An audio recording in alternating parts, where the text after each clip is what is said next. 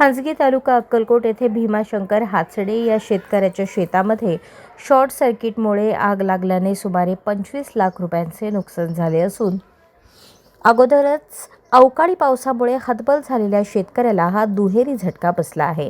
या आगीमध्ये शेतकऱ्याचे 280 गोणी युरियाचे पाकिट, ठिबक सिंचनाचे 20 एकरमधील प्लास्टिक पाईप, एक दुचाकी, त्याचबरोबर पत्र्याचे शेड सुद्धा या आगीत भस्मसात झाले आहे। नुकताच जोडगहूची रास पत्र्याच्या शेडच्या बाजूला झाडाखाली ठेवलेली होती।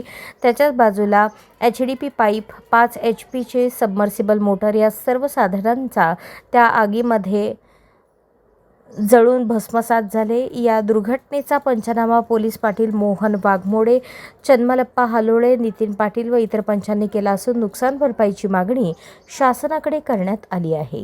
अशाच नवनवीन अपडेटसाठी जनता राज्य न्यूज चॅनलला सबस्क्राईब करा, लाईक करा आणि शेअर करायला विसरू नका।